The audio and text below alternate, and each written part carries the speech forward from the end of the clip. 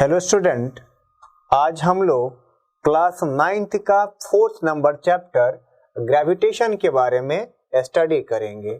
ये ग्रेविटेशन जिसको हम लोग हिंदी में गुरुत्वाकर्षण कहते हैं और अंग्रेजी में इसको हम लोग ग्रेविटेशन भी कहते हैं। That's right, gravitation, TATION, that's right. अब इस चैप्टर में होता क्या है, हम इसके बारे में थोड़ा सा ब्रीफ देखते हैं। हमारे आसपास जितना भी बॉडी है और जो बॉडी मास कंटेन करता है, यानी जिस बॉडी के पास द्रव्यमान है, तो वो द्रव्यमान वाली सारी वस्तु अपने आसपास एक फील्ड को प्रोड्यूस करता है। अब उस फील्ड को हम लोग क्या कहते हैं? ग्रेविटेशनल फील्ड कहते हैं। That's right. आप देख भी सकते हैं कि हमने एक बॉडी कंसीडर किया, अब इसके पास कुछ मास दिया है, हमने इसका मास जो कंसीडर किया वो किसके बराबर? m के बराबर हमने कंसीडर किया मास। That's right. अब ये जो मास कंटेनिंग बॉडी है, अपने चारों तरफ ये हमेशा एक फील्ड को प्रोड्यूस करता है और जो फील्ड प्रोड्यूस होता है उस फील्ड को हम लोग ग्रेविटेशनल फील्ड कहते हैं। और इस ग्रेविटेशनल फील्ड का जो डायरेक्शन होता है हमेशा मास कंटेनिंग बॉडी के सेंटर की तरफ होगा। That's right. अब जब इसके ग्रेविटेशनल फील्ड में कोई भी दूसरा मास कंटेनिंग बॉडी आता है, तो इस नए मास कंटेनिंग बॉडी पे, मास बॉडी पे, ये जो मास कंटेनिंग जिसने ग्रेविटेशनल फील्ड को प्रोड्यूस करेगा, ये क्या करेगा? इस बॉडी पे फोर्स लगाना शुरू करेगा। यदि इस बॉडी पे फोर्स लगता है तो उस फोर्स को हम लोग फोर्स ऑफ ग्रेविटेशन भी कहते हैं, जिसके बारे में हम लोग आगे स्टडी करेंगे। इस ग्रेविटेशन में हम लोग ये जो ग्रेविटेशनल फोर्स लग रहा है, यदि फोर्स लग रहा है तो डेफिनेटली इसके पास कुछ ना कुछ एक्सेलरेशन, दैट इज त्वरण भी होगा। अब यदि इसके पास त्वरण है तो बॉडी क्या करेगा? मोशन भी करेगा। तो इस चैप्टर में हम लोग यही चीज स्टडी करते हैं कि जब कोई भी मास कंटेनिंग बॉडी होता है, इसके इन्फ्लुएंस में कोई दूसरा मास कंटेनिंग बॉडी आता है, तो उस बॉडी पर कितना फोर्स लगता है, कितना बल लगता है, कितना एक्सेलरेशन आएगा तो कितना मोशन आएगा, इसी सब के बारे में हम लोग इस चैप्टर में स्टडी करने वाले हैं। That's right. तो हम लोग इसमें देखते हैं कि इस चैप्टर का जो सीक्वेंस है उस सीक्वेंस में हम लोग क्या पढ़ने वाले हैं। That's right. तो सबसे पहले हम लोग जो इसमें पढ़ने वाले हैं कि मुक्त पतन क्या होता है, फ्री फॉल क्या होता है। जब किसी भी बॉडी को आप सर्टेन हाइट से गिराते हैं तो गिराने के बाद जो बॉडी का जो आपका मोशन आता है, गति आता है, ये किस प्रकार से होता है, और यदि एयर रेसिस्टेंस यदि नहीं प्रेजेंट रहे तब कैसा मोशन आएगा, एयर रेसिस्टेंस प्रेजेंट रहे तो क्या होगा, इस सब के बारे में हम लोग मुक्त पतन, दैट इज फ्री फॉल में देखेंगे। That's right. अब इसके बाद आगे बढ़ें, तो आगे बढ़ने के बाद हम लोग क्या करेंगे? स्टडी करने वाले हैं दूसरा गुरुत्वाकर्षण बल के बारे में, यानी ग्रेविटेशनल फोर्स के बारे में। ये ग्रेविटेशनल फोर्स क्या होता है, इसका मैग्नीट्यूड कितना होता है, इस सब के बारे में हम लोग इस चैप्टर में जब इस टॉपिक पे आएंगे तो स्टडी करेंगे। That's right. इससे फर्दर हम आगे बढ़ेंगे तो गुरुत्वाकर्षण का यूनिवर्सल लॉ ऑफ ग्रेविटेशन क्या है, ये यूनिवर्सल लॉ ऑफ ग्रेविटेशन क्या है, क्या जो न्यूटन सर का जो दिया हुआ जो ग्रेविटेशन का लॉ है, ये लॉ हर बॉडी के लिए वैलिड है। वो बॉडी आपका छोटा जो इलेक्ट्रॉन होता है, इलेक्ट्रॉन मास कंटेनिंग है, तो इस इलेक्ट्रॉन और इलेक्ट्रॉन के लिए भी, और आपका अर्थ से सन के बीच का भी जो डिस्टेंस होता है उसमें भी अर्थ और सन जो दिया हुआ है, दोनों के बीच में कितना फोर्स लगता है, इस सब के बारे में हम लोग यहाँ पे यूनिवर्सल लॉ ऑफ ग्रेविटेशन में स्टडी करने वाले हैं। यानी इसमें हम लोग पढ़ेंगे कि दुनिया में जो भी बॉडी मास कंटेन कर रहा है वो सारे मास कंटेनिंग बॉडी दूसरे मास कंटेनिंग बॉडी पे कितना फोर्स लगाता है। और ये जो स्टेटमेंट इसमें जो हम लोग पढ़ेंगे, ये जो स्टेटमेंट हम लोग जिसमें लाएंगे, ये सारे स्टेटमेंट यूनिवर्स में जो भी मास कंटेनिंग बॉडी होगा इस सारे बॉडी के लिए वैलिड होगा। That's right. इसके बारे में हम लोग जब इस टॉपिक पढ़ेंगे तो विस्तार से यहाँ पे स्टडी करेंगे। फर्दर हम इसके आगे बढ़ेंगे तो importance of universal law of gravitation का, यानी यूनिवर्सल लॉ ऑफ ग्रेविटेशन क्या है, इसका क्या क्या इंपॉर्टेंस है, इसके बारे में स्टडी करेंगे। फर्दर इससे आगे बढ़ेंगे तो हम लोग देखेंगे कि जो किस प्रकार से जो ग्रेविटेशन लॉ है वो ग्रेविटेशन लॉ न्यूटन्स के थर्ड लॉ को फॉलो करता है, इसके बारे में स्टडी करेंगे। और फिर इससे आगे बढ़ेंगे तो गुरुत्वीय त्वरण क्या है, एक्सेलरेशन ड्यू टू ग्रेविटी क्या होता है, इसके बारे में हम लोग पढ़ेंगे। किस प्रकार से यदि किसी भी बॉडी को अर्थ के सरफेस से कुछ हाइट से गिराते हैं तो अर्थ की तरफ जो बॉडी गिरता है तो उसके पास कितना एक्सेलरेशन होता है, इसके बारे में हम लोग एक्सेलरेशन ड्यू टू ग्रेविटी में ही स्टडी करेंगे। ठीक है, अब इससे फर्दर हम आगे बढ़ेंगे। तो फर्दर आगे बढ़ने के बाद हम लोग स्मॉल जी कैपिटल जी में क्या अंतर होता है, ये स्मॉल जी क्या कहलाता है, एक्सेलरेशन ड्यू टू ग्रेविटी कहलाता है, और जो कैपिटल जी है इस कैपिटल जी को हम लोग कहते हैं यूनिवर्सल ग्रेविटेशनल फोर्स कांस्टेंट कहते हैं। ये क्या दोनों में अंतर है इसके बारे में हम लोग स्टडी करेंगे। फर्दर हम आगे बढ़ेंगे तो जो जी है एक्सेलरेशन ड्यू टू ग्रेविटी होता है, इसका वैल्यू किस पे डिपेंड करता है, क्या हाइट बढ़ने से इसका वैल्यू चेंज होता है, क्या अर्थ के सेंटर की तरफ मूव करने से इसका वैल्यू चेंज होता है। अर्थ का जो शेप एक जैसा नहीं है, अर्थ का जो शेप है पोल की तरफ रेडियस कम है, इक्वेटर की तरफ रेडियस क्या होता है, ज्यादा होता है, तो इसका रेडियस का चेंज होने के कारण क्या इसमें भी चेंज आता है, इस सब के बारे में। और भी जब आप 11वीं क्लास में जाते हैं आगे बढ़ते हैं तो अर्थ के रोटेशन के कारण भी आप ग्रेविटेशनल एक्सेलरेशन पे कुछ ना कुछ इफेक्ट होता है, तो इसके बारे में भी हम लोग स्टडी करते हैं। That's right. अब इससे आगे बढ़ा जाए तो जो आपका ग्रेविटेशन फोर्स एंड वेट क्या होता है, जो ग्रेविटेशनल फोर्स क्या होता है, ये वेट क्या होता है, इसके बारे में हम लोग स्टडी करेंगे। और फिर आगे बढ़ेंगे तो प्रेशर के बारे में पढ़ेंगे, और प्रेशर से पढ़ने के बाद जो डेंसिटी होता है, इस डेंसिटी को कैसे बताते हैं हम लोग, क्या डेंसिटी होता है, इसके बारे में स्टडी करेंगे। और फिर हम लोग उत्प्लावन यानी बायंसी क्या होता है, और बायंसी के बाद सबसे लास्ट में जो अध्ययन करने वाले हैं हम लोग वो आपका रिलेटिव डेंसिटी के बारे में स्टडी करने वाले। That's right. तो चलिए हम लोग स्टार्ट करते हैं हम लोग अपना पहला टॉपिक, और वो पहला टॉपिक क्या दिया हुआ है, फ्री फॉल दिया हुआ है। That's right. फ्री फॉल क्या होता है, दैट्स राइट। अब देखते हैं हम लोग, दैट्स राइट, ये फ्री फॉल का कंडीशन क्या होता है। जब किसी भी बॉडी को अर्थ के सरफेस से कुछ हाइट से आप गिराते हैं और यदि एयर रेसिस्टेंस नहीं होता है तो जो बॉडी का मोशन होगा, जिस बॉडी को आप गिरा रहे हैं उसका जो मोशन होगा, यही मोशन क्या कहलाएगा, आपका फ्री फॉल कहलाता है। That's right. जो मोशन होता है बॉडी का, यही मोशन क्या कहलाएगा, फ्री फॉल। इसमें हमने एक टर्म, इसमें मैंने एक टर्म यूज किया है, वो टर्म क्या दिया हुआ है, एयर रेसिस्टेंस। एयर रेसिस्टेंस को आप लोग भी अनुभव करते हैं। कैसे अनुभव करते हैं कि जब कभी भी आप कभी बाइक से मूव करते हैं, बाइक से चलते हैं, बाइक आपसे मूव कहीं भी एक स्थान से दूसरे स्थान करते हैं, तो उसमें आप क्या देखते होइएगा कि जिधर आपका बाइक मोशन कर रहा है उसके अपोजिट डायरेक्शन में आपके बॉडी पर एयर का प्रेशर बढ़ते जाता है। एयर आपके बॉडी पे कुछ ना कुछ बल लगाते रहता है, तो जो वही जो बल लगता है उसी को हम लोग क्या कहते हैं, एयर रेसिस्टेंस कहते हैं। That's right. तो फ्री फॉल के कंडीशन में यदि किसी भी बॉडी को सर्टेन हाइट से गिराते हैं तो एटमॉस्फेयर में जो भी एयर प्रेजेंट है उसका जो रेसिस्टेंस होगा, उस रेसिस्टेंस को हम लोग नेगलेक्ट लेकर के क्या करेंगे, चलेंगे। That's right. तो चलिए हम लोग इसको एनिमेटिव पार्ट से भी देखते हैं कि किस प्रकार से हम लोग इसको स्टडी करेंगे। सबसे पहले देखिए इसमें जो दिया हुआ है, हमने इसको कंसीडर किया है पहले वाले टॉपिक पे। हमने क्या किया है इसमें, इस फिगर में देखिए, इसमें आप देख रहे हैं, इसमें क्या देख रहे हैं कि जो हमने एक बॉल को और जो फीदर होता है, बॉल और फीदर को दोनों को हमने एक साथ गिराया है।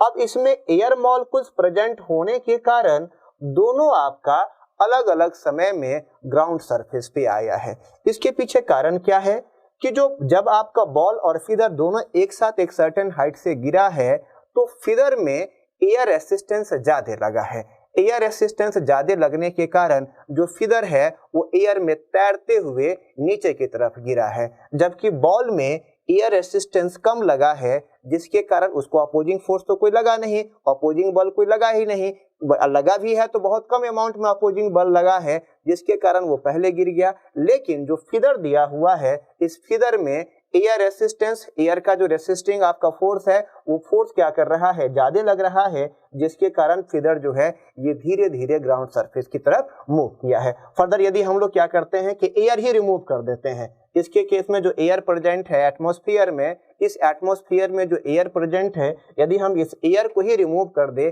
तब जाकर के सिचुएशन को देखते हैं तब क्या होता है। That's right. तो चलिए नेक्स्ट हम लोग देखते हैं। यहाँ पे हमने क्या किया है कि एक बॉल है और फीदर है, दोनों को हमने एक सेम हाइट से ड्रॉप किया है। जब दोनों सेम हाइट से ड्रॉप किया है और इसमें यदि एयर प्रेजेंट नहीं है, इसमें एयर मॉलिक्यूल्स आपका प्रेजेंट नहीं रहेगा, तो फीदर है और जो बॉल है दोनों एक साथ ही क्या करेगा, ऊपर से नीचे की तरफ गिरेगा। That's right. तो जो ये जो कंडीशन होता है इसी को हम लोग क्या कहते हैं, फ्री फॉल कहते हैं। अब फ्री फॉल के केस में यदि आप एलिफेंट को भी गिराते हैं और साथ में एक स्मॉल सा एंट होता है, चींटी भी होगा, यदि दोनों को सेम हाइट से गिराइएगा तो दोनों भी अर्थ की सरफेस से सेम एक्सेलरेशन से, सेम त्वरण से नीचे की तरफ क्या करता है, गिरता है। That's right. और इस एक्सेलरेशन को हम लोग आगे पढ़ेंगे, that is called acceleration due to gravity, और ग्रेविटेशनल एक्सेलरेशन में हम लोग इसके बारे में आगे डिटेल से भी पढ़ेंगे। यानी फ्री फॉल के केस में हमने क्या बताया, क्या आपको बता रहा हूं कि जब आपका एयर रेसिस्टेंस प्रेजेंट नहीं रहेगा, उसके केस में दो बॉडी को आप सेम हाइट से गिराते हैं तो वो दोनों बॉडी अर्थ के सरफेस पे सेम टाइम में आएगा और दोनों का जो त्वरण होगा, एक्सेलरेशन होगा, वो त्वरण हमेशा इक्वल ही होगा। कभी भी दोनों का त्वरण अनइक्वल नहीं हो सकता है। That's right. अब इसका जो एक्सपेरिमेंट है, सबसे पहले मिस्टर गैलीलियो ने इस स्टेटमेंट को बताया था। उन्होंने बताया था क्या कि उन्होंने जो झुकी हुई मीनार है उसके ऊपर से 3 अलग अलग द्रव्यमान वाले वस्तु को एक साथ उन्होंने गिराया था। तो उन्होंने क्या ऑब्जर्व किया था कि जो तीनों वस्तु है, तीनों वस्तु ग्राउंड के सरफेस पे एक साथ ही गिरा था। अब लेकिन लाइफ में कुछ ऐसे भी थे, जैसे पेपर, कागज का टुकड़ा हो जाए, या कोई बाप का जो बर्ड का जो फिदर होता है वो फिदर है, और कोई लोहे के बल को यदि एक साथ गिराते हैं तो दोनों एक साथ नहीं गिरता है। उन्होंने ऐसे बताया था कि इसमें जो एयर रेसिस्टेंस लगने के कारण ही जो फिदर आपका लेट से गिर रहा है, और फिदर में जो एयर रेसिस्टेंस है बॉल के रिस्पेक्ट में ज्यादा है, जिसके कारण फिदर आपका स्लोली गिरा है। बाद में जो रॉबर्ट बॉयल थे, उन्होंने इस चीज को भी प्रूव करके बताया था। उन्होंने क्या बताया था, उन्होंने जो पंप था उस पंप का नाम हम लोग कहते हैं क्या, एयर पंप। उन्होंने एयर पंप के हेल्प से, एक कांच का जार होता है, उस कांच के जार से फीदर को भी एयर पंप के हेल्प से, एयर पंप आपका कांच का जार होता है, उस कांच के जार में फीदर को और एयर का जो फीदर का और बॉल का, कांच के जो जार होता है इसमें फीदर को और जो आपका बॉल होता है, स्मॉल बॉल्स होता है, उसको उन्होंने रख दिया। और रखने के बाद एयर पंप की सहायता से उस जो कांच का जार है, उस कांच के जार से जितना भी आपका एयर मॉलिक्यूल्स था उसको बाहर निकाल दिया। अब जब एयर मॉलिक्यूल्स को बाहर निकालने की वजह से, मैं मान लेता हूं कि ये कांच का बार है, हमने क्या किया, इस कांच के बार पे, इस जगह पे हमने ये आपका फीदर भी रख दिया और आपका स्मॉल जो बॉल होता है उसको भी रख दिया। हमने पंप के हेल्प से इसमें जो भी एयर मॉलिक्यूल्स है वो सारे एयर मॉलिक्यूल्स को हमने बाहर निकाल लिया। जब इसको मैंने उल्टा करके देखा तो दोनों जो है, जो बॉल और फीदर जो है, दोनों एक साथ ही गिरता है। तो उन्होंने बाद में कॉन्सेप्ट बताया कि इसके बारे में कि ये गिरता है तो क्यों गिरता है। तो फ्री फॉल के कंडीशन में मैं क्या कर रहा हूं कि जब कोई भी बॉडी को सेम हाइट से आप गिराते हैं और एयर मॉलिक्यूल्स प्रेजेंट नहीं रहता है, या एयर मॉलिक्यूल्स का जो रेसिस्टेंस है वो रेसिस्टेंस आप नेग्लेक्टेड कर देते हैं, तो उसके केस में क्या होता है कि दोनों जो बॉडी है, वो दोनों फीदर और बॉल, जो भी बॉडी होगा वो बॉडी एक साथ ही गिरेगा और उनका जो त्वरण होगा, एक्सेलरेशन होगा, वो एक्सेलरेशन भी हमेशा सेम ही रहेगा। That's right. तो यही है मेरा किसके बारे में, आपका फ्री फॉल के बारे में। जब इससे हम आगे बढ़ेंगे, चलिए हम इससे आगे बढ़ते हैं। आगे बढ़ेंगे तो हम लोग का जो नया टॉपिक आ रहा है वो टॉपिक क्या आ रहा है, ग्रेविटेशनल फोर्स। ग्रेविटेशनल फोर्स क्या कहलाता है कि हमारे आसपास में जितना भी बॉडी दिया हुआ है और वो बॉडी यदि मास कंटेन करता है तो सारा मास कंटेन वाले बॉडी दूसरे मास कंटेनिंग वाले बॉडी पे क्या लगाता है, फोर्स लगाता है। इसी फोर्स के कारण, इसी आपका ग्रेविटेशनल फोर्स के कारण ही जो हमारा अर्थ है, जिस पर हम लोग रहते हैं, ये अर्थ क्या करता है, सन के चारों तरफ घूमता है। आप देख भी सकते हैं यहाँ जो अर्थ है, अर्थ क्या कर रहा है, सन के चारों तरफ आपका रिवॉल्व कर रहा है। तो इसके रिवॉल्व के पीछे भी आपका ग्रेविटेशनल फोर्स ही है। और हमेशा जो रिवॉल्व करेगा, तो रिवॉल्व के केस में यदि बात करें तो इसके पास हमेशा कुछ ना कुछ आपका मोशन रहता ही है, कुछ ना कुछ क्या करता है, मोशन रहता है। इसमें हम लोग आगे पढ़ेंगे तो जो दूर जाता है तो इसका वेलोसिटी कम होता है, लेकिन अर्थ के नजदीक जितना आता चला जाता है तो वेलोसिटी इसका बढ़ता हुआ चला जाता है। इसके पीछे भी कारण है और इसके पीछे भी आप कह सकते हैं कि ग्रेविटेशनल फोर्स भी कहीं ना कहीं रिस्पॉन्सिबल है। That's right. अब इससे आगे बढ़े, अब आगे हम लोग बढ़ेंगे तो आगे देखेंगे इसी का कि गुरुत्वाकर्षण का जो यूनिवर्सल लॉ है, यानी ग्रेविटेशनल फोर्स का यूनिवर्सल लॉ क्या है, इसके बारे में हम लोग स्टडी करने वाले हैं। That's right. चलिए हम लोग पहले डेफिनेशन देखते हैं। ब्रह्मांड में एक कण प्रत्येक दूसरे कण को एक बल से आकर्षित करता है जिसका परिमाण दोनों वस्तु के द्रव्यमान और बीच की दूरी पर निर्भर करता है। चलिए हम इसको जनरलाइज तरीका से आपको बताते हैं। यूनिवर्स में जो भी मास कंटेनिंग बॉडी है जिसके पास द्रव्यमान है, ये सारे मास कंटेनिंग बॉडी दूसरे मास कंटेनिंग बॉडी को अपनी तरफ अट्रैक्ट करेगा। कभी भी मास कंटेनिंग बॉडी दूसरे बॉडी को रिपेल नहीं कर सकता है, उसको विकर्षण नहीं करेगा। मास कंटेनिंग बॉडी हमेशा दूसरे मास कंटेनिंग बॉडी को अट्रैक्ट करता है। जैसे मान लेते हैं मेरे में मास है, मैं भी एक मास कंटेनिंग हूँ, मैं भी इलेक्ट्रॉन प्रोटॉन न्यूट्रॉन से बना हूँ, आप में भी मास है, तो हम मैं और आप दोनों में, आपका भी मास है, मेरे में भी मास है, तो हम दोनों में एक दूसरे का मास होने के कारण भी मुझ में और आप में क्या लग रहा है, फोर्स लग रहा है। यूनिवर्स में जो भी बॉडी होगा, इधर एक इलेक्ट्रॉन भी होगा और एक दूसरा इलेक्ट्रॉन होगा, दोनों में यदि मास कंटेन कर रहा है तो दोनों क्या करेगा, एक दूसरे का फोर्स लगाएगा। अगर आपने देखा भी है कि जो सन होता है, सन भी मास कंटेनिंग है, मास बॉडी है सन भी, और अर्थ भी मास बॉडी है। दोनों के मास बॉडी होने के कारण, दोनों में मास होने के कारण दोनों क्या कर रहा है, एक दूसरे की तरफ अट्रैक्ट कर रहा है। That's right. तो इसके प्रकार से लॉट अप है। जो हमारा जो मून, चंद्रमा जो देखते हैं, चंद्रमा भी सन के आपका अर्थ के चारों तरफ घूमते रहता है, तो अर्थ के चारों तरफ जो चंद्रमा, जो मून जो घूमते रहता है, उसके पीछे भी कारण क्या है, आपका ग्रेविटेशनल फोर्स कारण है।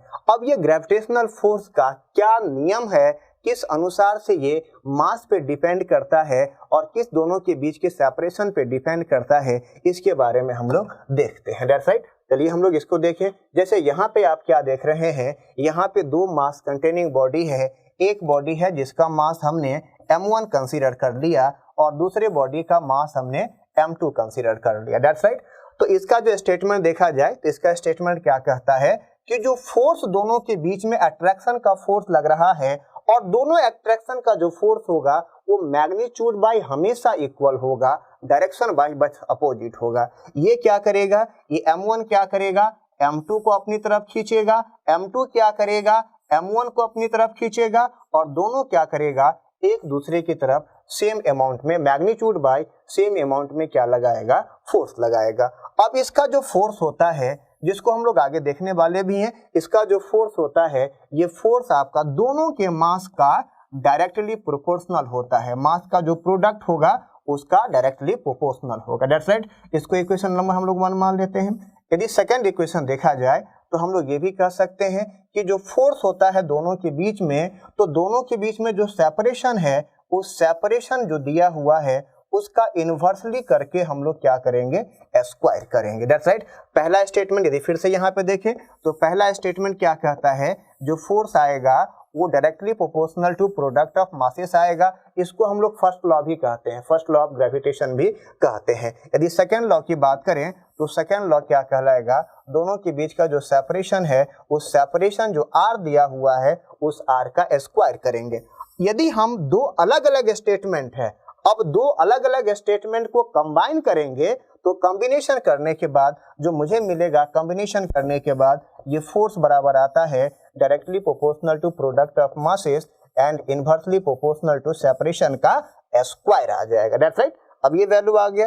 अब हम लोग एक चीज और भी पढ़ते हैं क्या, कि कभी भी समानुपाती का सिंबल को हटाते हैं तो समानुपाती का जो सिंबल हटाने के बाद इक्वल टू के बाद एक कांस्टेंट डालते हैं। तो हम लोग इसको समानुपाती को हटाएं, एक प्रोपोर्शनलिटी को हटाएं, हटाने के बाद इक्वल टू के बाद हमने एक कांस्टेंट डाल दिया और ये कांस्टेंट g आ गया। ये g m1 m2 by are square होता है। That's right. ये फॉर्मूला बहुत ही काम का चीज का फॉर्मूला है। हमारे पास ग्रेविटेशन में जितना भी क्वेश्चन आएगा सारा क्वेश्चन इसी फॉर्मूला से बनने वाला है। F बराबर g m1 m2 बाई क्या आ जाएगा, आर स्क्वायर आ जाएगा। हमने यहाँ पे आर कैपिटल आर माना है, तो इस प्रकार से लिख सकते हैं। चलिए मैं थोड़ा फ्रेश करके इस वैल्यू को लिख दे रहा हूँ।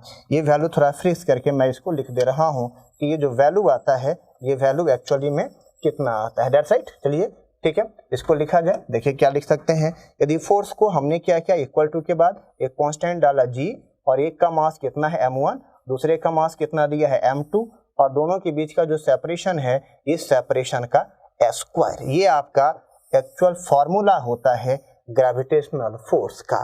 दो बॉडी एक दूसरे की तरफ जिस फोर्स से खींच रहा है, इस फोर्स का जो मैग्नीट्यूड आता है वो मैग्नीट्यूड इक्वल टू होता है कैपिटल G, m1 एक का मास दूसरे का मास, और दोनों के बीच का जो सेपरेशन दिया रहेगा उस सेपरेशन का स्क्वायर। ये जो G दिया हुआ है कैपिटल G, इस कैपिटल G को हम लोग ग्रेविटेशनल फोर्स कांस्टेंट भी कहते हैं। ये ग्रेविटेशनल फोर्स कांस्टेंट भी कहते हैं। That's right. और इसका एक वैल्यू फिक्स होता है, ग्रेविटेशनल इसको हम लोग फोर्स कांस्टेंट कहते हैं, और इसका जो वैल्यू होता है ये वैल्यू एक फिक्स वैल्यू है। और फिक्स वैल्यू होता कितना है, तो इस वैल्यू को लिखेंगे तो ये G बराबर होता है, G का जो वैल्यू बात करें तो G बराबर होता है 6.67 into 10 to the power minus 11, और इसका यूनिट भी होता है। यदि बात करें तो ये आपका -11 होता है, और साथ में यदि इसका हम लोग यूनिट की बात करेंगे -11, और यूनिट होता है newton metre square. That's right. यदि बात करें तो क्या लिख सकते हैं, न्यूटन मीटर स्क्वायर, और पर केजी -2, केजी का -2, ये ऐसा यूनिट होता है। न्यूटन मीटर स्क्वायर पर केजी -2 इसका यूनिट भी होता है। That's right. तो चलिए हम लोग इसके आगे बढ़ें, तो आगे हम लोग क्या देख सकते हैं, जो टॉपिक दिया हुआ है इससे आगे हम लोग बढ़ें। आगे बढ़ने के बाद देखेंगे इसका जो लॉ है, इस लॉ के बारे में आगे देखिए। देखिए यहाँ पे आप फिगर देख रहे हैं। फिगर क्या देख रहे हैं कि जब दो कोई बॉडी है, जब दोनों बॉडी यदि नजदीक आ रहा है तो फोर्स का मैग्नीट्यूड बढ़ रहा है, लेकिन जब बॉडी एक दूसरे से सेपरेट हो रहा है तो फोर्स का जो मैग्नीट्यूड है वो मैग्नीट्यूड आपका घट रहा है। ये घट क्यों रहा है, बढ़ क्यों रहा है, इसके भी पीछे लॉजिक है। और लॉजिक कौन सा, जो हमने पहले आपको पढ़ाया था उसी चीज का। जैसे देखिए आप देखिएगा F बराबर क्या लिखते थे हम लोग, F बराबर कैपिटल G लिखे थे, और ये m1 लिखे थे, दूसरा क्या लिखे थे हमने m2, m1 m2, और बाई हमने क्या लिखा था r, यानी कैपिटल R जो दिया हुआ था तो कैपिटल R का स्क्वायर लिखा था। That's right. इसमें हमने G का भी वैल्यू देखा था। अब G का जो वैल्यू था वो कितना है आपका 6.67 इंटू 10 टू द पावर -11 है। यूनिट की बात करें तो इसका जो यूनिट होता है ये यूनिट आपका newton metre square kg to the power -2, ये आपका यूनिट होता है। That's right. या इसी को आप ये भी बोल सकते हैं न्यूटन मीटर स्क्वायर पर केजी स्क्वायर भी आप इसको कह सकते हैं। That's right. अब ये जो बॉडी है, बॉडी आप क्या देख रहे थे कि बॉडी आपका कभी कभी नजदीक आ रहा था और कभी आपका क्या हो रहा था, दूर जा रहा था। That's right. तो चलिए हम लोग इसको आगे देखते हैं। इसका दो लॉ है, उस लॉ के बारे में। पहला लॉ क्या कहता है, पहला लॉ हम लोग पहले देख भी चुके हैं। पहला लॉ क्या कहता है, किसी भी दो वस्तुओं के बीच का जो लगने वाला बल का परिमाण दोनों वस्तुओं के द्रव्यमान के गुणनफल के क्या होता है, समानुपाती होता है। यानी इस स्टेटमेंट कहने का मतलब होता है कि जो फोर्स होता है दोनों के बीच का, ये फोर्स इसके दोनों के द्रव्यमान का क्या आ जाएगा, प्रोडक्ट का गुना का समानुपाती। ये पहला लॉ कहता है। अब इससे फर्दर आप आगे बढ़िएगा तो आगे बढ़ने के बाद यदि सेकेंड लॉ आता है तो सेकेंड लॉ देखिए, सेकेंड लॉ क्या दिया हुआ है। सेकेंड लॉ, दो वस्तुओं के बीच के लगने वाला बल दोनों वस्तुओं के बीच की दूरी के वर्ग के व्युत्क्रमानुपात है। यानी स्क्वायर का क्या, दोनों के बीच का जो बल है, ये जो बल लग रहा है दोनों के बीच में, ये फोर्स, ये जो बल लग रहा है, यदि हम इस फोर्स की बात करेंगे तो ये फोर्स क्या होता है, दोनों के बीच का जो डिस्टेंस है उस डिस्टेंस का यूनिवर्सली करके क्या करना है, स्क्वायर करना है, वर्ग करना है। इसको बोलते हैं पहला लॉ, इसको बोलते हैं दूसरा law, that is called first law, और ये क्या है आपका सेकंड लॉ होता है। That's right. जब इसी दोनों लॉ को कंबाइन करके हम लोग रिजल्ट जो निकाले थे उस रिजल्ट का वैल्यू होता है। इस दोनों को आप कंबाइन किए थे तो कंबाइन करने के बाद ये कैपिटल G, एक का मास दूसरे का मास और दोनों के बीच का जो सेपरेशन है उसका स्क्वायर। इसको आप याद रखिए।